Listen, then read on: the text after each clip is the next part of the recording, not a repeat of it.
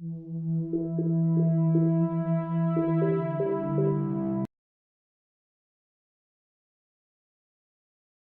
समय पहले की बात है। एक छोटे से गांव हरिनगर में बिरजू अपनी पत्नी कविता, बूढ़ी माँ और 9 साल की बेटी मुन्नी के साथ एक छोटे से घर में रहता था। उसके पिता का बचपन में ही निधन हो गया था, जिससे परिवार की सारी जिम्मेदारी बिरजू के कंधों पर आ गई थी। उसके पास एक छोटा सा खेत था, जिसमें खेती करके वो अपने परिवार का मुश्किल से गुजारा चला रहा था। एक सुबह बिरजू की माँ अचानक से बहुत बीमार हो जाती है। बिरजू के पास इलाज के लिए इतने पैसे तो थे नहीं, तो उसको अपनी जमीन मजबूरन बेचनी पड़ती है। लेकिन किस्मत का खेल तो देखो, उसकी माँ का भी देहांत हो जाता है और जो थोड़ी बहुत जमीन थी उसके बिक जाने से बिरजू की स्थिति पहले से भी दयनीय हो गई थी। उनका जीवन पूरी तरह से कठिनाइयों से भर जाता है। इसलिए वे दोनों मेहनत मजदूरी करके किसी तरह अपना जीवन निर्वाह कर रहे थे। बिरजू जमींदार के खेतों में दिन भर मेहनत करता, वही कविता सेठ हरिदास के घर में साफ सफाई का काम करती थी। अजी, सर्दी बहुत नजदीक आ चुकी है और हमारे पास सर्दियों में ओढ़ने पहनाने और खाने के लिए तो कुछ भी नहीं है। हाँ भाग्यवान, तुम सही कहती हो। हमें कुछ करना होगा, नहीं तो हड्डियां जम जाएंगी। यूँ तो हमेशा ठंडी के समय -1-2 डिग्री तापमान रहता था, लेकिन इस साल तापमान बहुत ही ज्यादा गिर गया था, जिससे ठंडी बहुत जोरों से थी, अपना कहर ढा रही थी। इस वजह से हरिनगर गांव के लोग ज्यादा ठंडी के कारण डरे हुए थे। दिन हो या रात, लोग ठंडी के कारण बहुत परेशान थे। हे भगवान, ये कैसी लीला है आपकी। देख रही हो कविता, इस साल कितनी ज्यादा ठंड पड़ रही है। इतनी कड़ाके की ठंड में काम करना भी मुश्किल हो गया है। ओह, घर के बाहर निकलते ही पैर ठंडी के मारे सुन्न पड़ने लगे हैं। अरे, इतनी ज्यादा ठंडी में तो घर से बाहर निकलने का मन ही नहीं करता। बस ऐसा लगता है आग में घुस जाऊं। ना जाने इस साल की ठंडी कैसे कटेगी जी। हाँ ठीक है कविता, अब मैं काम पर चलता हूँ, नहीं तो जमींदार गुस्सा करेगा। ठीक है जी, सर्दी में अपना ध्यान रखिएगा। हाँ ठीक है, तुम भी ध्यान रखना। हाँ बेटी, तेरे पापा भी काम पर चले गए हैं और अब मैं भी चलती हूँ। तुम अपना अच्छे से ध्यान रखना, बाहर मत निकलना, बहुत ठंड है और मैंने खाना बना कर रखा है। मुन्नी, तुम टाइम पर खाना खा लेना, ठीक है ना? मम्मा, मैं खा लूंगी, तुम टाइम पर घर आ जाना। इतना कहकर कविता वहाँ से काम के लिए निकल पड़ी। बाहर बहुत ज्यादा सर्दी थी। थोड़ी ही देर में कविता सेठ के घर पहुँच जाती है। सेठ का स्वभाव बेहद ही कठोर था। वो आग के पास खड़ा अपने नौकरों पर चिल्ला रहा था कि तभी उसकी नजर कविता पर पड़ी और वो उस पर चिल्लाते हुए बोलता है, ए कविता, तुम काम पर इतनी देर से काहे आई हो? मेरे आदमियों को देखो, सुबह 4 बजे ही काम पर आ जाते हैं। लगता है तुम काम की सही कीमत नहीं समझती हो। माफ कीजिए सेठ जी, आज ठंड इतनी ज्यादा थी कि जल्दी उठ नहीं पाई, लेकिन आप फिक्र मत करो, मैं जल्दी जल्दी सब काम निपटा दूंगी। वाह वाह वाह वाह वाह, बहाने बनाना तो तुम्हें बहुत अच्छे से आता है। बड़ी आई, चलो जाओ जाओ जाओ जाओ, काम पर लगो। आज अगर काम में कोई गड़बड़ी हुई तो तुम्हारा हिसाब कर दूंगा। तुम्हारी जगह काम करने के लिए बहुत बैठे हैं। ठंडी में फिर आराम करो, घर में काहे आती हो? जाओ। सेठ की ये बातें सुनकर कविता को बहुत दुख होता है, लेकिन वो कर भी क्या सकती थी, ये उसकी मजबूरी थी। वो चुपचाप काम करने जा ही रही थी कि तभी सेठानी उसके पास आती है और कहती है, अरे आप क्यों डांट रहे हो इस बेचारी को? दिखता नहीं बाहर कितनी ठंड है, फिर भी ये काम पर आई है। ये भी तो इंसान है, इस पर आपको जरा भी दया नहीं आती? अरे भाग्यवान, इन लोगों को ज्यादा सर पर चढ़ाना ठीक नहीं होता, नहीं तो ये कोई भी काम ठीक से नहीं करते हैं। ऐसे ही करना पड़ता है इनके साथ।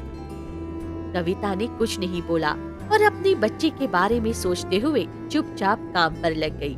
उधर बिरजू ठंड से कांपते हुए ध्यानचंद जमींदार के खेत पर मजदूरी कर रहा था। ध्यानचंद अपने खेतों का काम कराने के लिए बिरजू और कुछ मजदूरों को सख्त निगरानी में रखता था। ये ओ बिरजू, ठीक से काम कर ले रे भैया, ठंड के बहाने सुस्ताने की कोशिश मत कर। तुम लोग काम करते हो बाल भर और पैसा चाहिए थाल भर। अगर आज मेरा काम पूरा नहीं हुआ तो मैं तुम लोगों को 1 रुपया भी नहीं देने वाला। नहीं जमींदार जी, पूरी मेहनत कर रहा हूँ।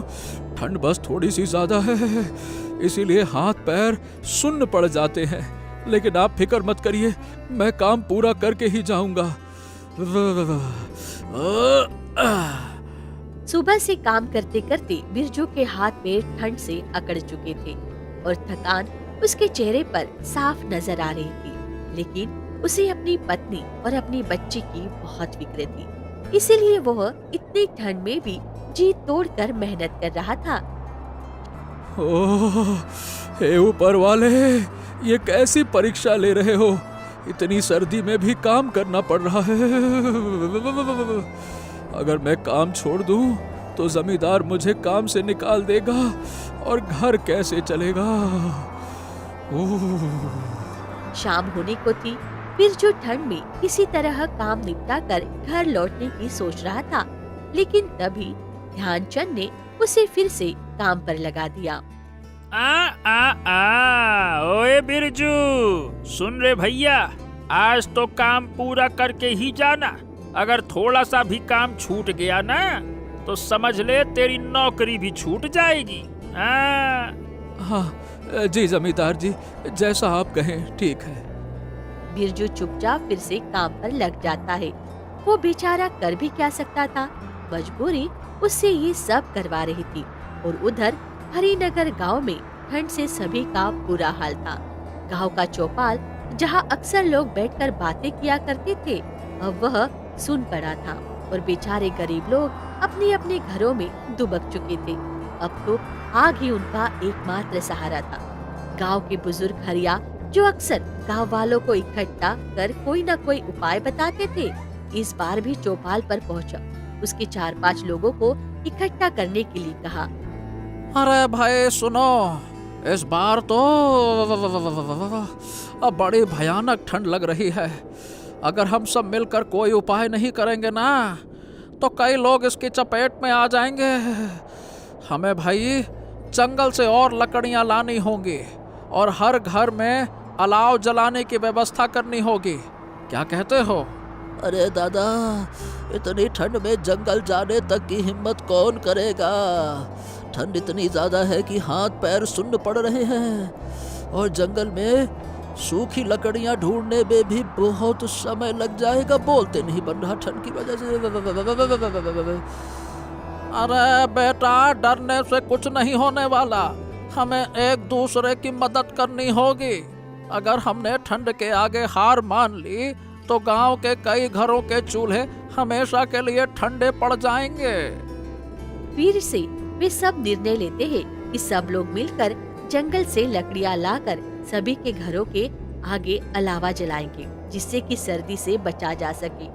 दिन ढल चुका था। बिरजू अपना काम खत्म करके जमींदार के पास आता है और कहता है, हाँ मालिक, मैंने सारा काम निपटा दिया है। मुझे मेरे पैसे दे दीजिए, मेरी बेटी के लिए सर्दी के कपड़े लेने हैं। अरे भैया, काम निपटा दिया, लेकिन महीना तो नहीं निपटा। अभी महीना पूरा नहीं हुआ और तुमको पैसे चाहिए तो कुछ दिन इंतजार करो, फिर मिलेंगे पैसे। जमींदार की ये बात सुनकर बेचारा बिरजू दुखी मन से घर की ओर चल पड़ता है और बिरजू को घर पहुँचते पहुँचते रात हो जाती है। अजी आ गए आप, इतनी देर क्यों कर दी आने में? अरे भाग्यवान, वो जमींदार जी ने रोक लिया था और मैंने पैसे मांगे लेकिन उन्होंने नहीं दिए। अच्छा, कोई बात नहीं। अब सर्दी में कैसे ठिठुर रहे हो, जाइए हाथ सीख लो। फिर कविता बिरजू को मुन्नी की तबीयत के बारे में बताती है। बिरजू ने मुन्नी के चेहरे की तरफ देखा तो उसका चेहरा सर्दी और खांसी से पूरा लाल हो गया। इससे बिरजू चिंता में डूब गया। ओह, हे भगवान, सर्दी तो अब बर्दाश्त से बाहर हो गई है। आज घर में अलाव जलाने के लिए लकड़ियां भी नहीं हैं। जमींदार जी ने देर तक रोक लिया, इसीलिए लकड़ियां लेकर आने का समय नहीं मिला। मैंने सोचा था कि आज सेठ जी से कुछ मदद मांग लूंगी, लेकिन वो तो आज पर मुझ पे ही गुस्सा करने लगे। उन्होंने मेरी हालत तक नहीं देखी। हरिदास और ध्यानचंद जैसे लोग, इनको हमारी तकलीफों से क्या मतलब। उनके घर तो हमेशा गर्म रहते हैं। हम गरीब लोग जैसे तैसे ठंड में अपना पेट पालने की कोशिश करते हैं, लेकिन ये लोग हमें इंसान तक नहीं समझते। कविता और बिरजू आपस में बतिया रहे थे कि तभी अचानक से मुन्नी की तबीयत बहुत ज्यादा बिगड़ जाती है और उसका चेहरा पूरी तरह से लाल हो जाता है। हे भगवान, मेरी बेटी को अचानक से क्या हो गया? अजय देखो ना, मुन्नी कैसे कर रही है। अरे ए कविता, इसको तो बहुत तेज बुखार हो गया है। रुको रुको, तुम बेटी का ख्याल रखना। मुन्नी को देखो, मैं अभी वैद्य जी को लेकर आता हूँ। अजी, मुझे बहुत डर लग रहा है। वैद्य जी को लेकर जल्दी आओ। उनके घर से थोड़ी लकड़ी भी ले आना। आधी रात का समय हो चुका था। बाहर सर्दी इतना कहर ढा रही थी कि पूछो ही मत। बिरजू बहुत डरा हुआ था और इस भयानक ठंडी रात में वह वैद्य जी को लेने निकल पड़ता है। मुन्नी, वैद्य पापा जी को लेकर आते ही होंगे। तुम टेंशन मत लो बेटी, सब ठीक हो जाएगा। उधर बिरजू घर से थोड़ी ही दूर निकला ही था कि रास्ते में बहुत जोरों से बारिश शुरू हो जाती है। बिरजू चारों ओर चिंताओं से घिरा उस भयानक बारिश वाली रात में बिना रुके चलते ही जा रहा था। उधर कविता का दिल मुन्नी की ऐसी हालत देखकर बहुत ज्यादा घबरा रहा था। मुन्नी की आंखें धीरे धीरे बंद हो रही थी और उसका शरीर ठंडा पड़ने लगा। अरे अरे मेरी बच्ची, हिम्मत रखो, सब ठीक हो जाएगा। जैसे तैसे बिरजू वैद्य जी के घर पर पहुंचता है और उनकी बदकिस्मती तो देखो, उस रात वैद्य जी अपने घर पर नहीं थे। उधर कविता इतनी जोर से चिल्लाती है, उसकी चीख उस भयानक काली रात की बरसात को चीरती हुई सीधे बिरजू के कानों में पड़ती है। ये चीख इतनी दर्द भरी थी कि हर सुनने वाले की रूह कांप जाती। इसे सुनकर बिरजू बहुत घबरा जाता है और वो अपने घर की तरफ दौड़ता है। हे भगवान, ये कविता इतनी जोर जोर से क्यों चीख रही थी? अरे भगवान, कहीं कोई अनहोनी ना हो गई हो। बेचारा घबराया हुआ बिरजू दौड़ा दौड़ा घर पहुंचता है। घर के अंदर जाकर जो देखता है, उसका कलेजा फटा सा रह जाता है। अरे कविता, ये क्या हो गया? मुन्नी सो गई क्या? मुन्नी की आंखें बंद क्यों हैं?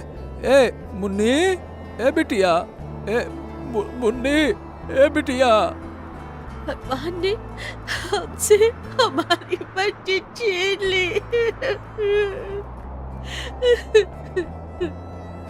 बेचारी नन्ही सी जान मुन्नी इस बेरहम सर्दी के थेपड़ों को नहीं सह पाई। उस बेचारी की क्या गलती थी जो इस भयानक ठंड ने उसे अपने परिवार से अलग कर दिया।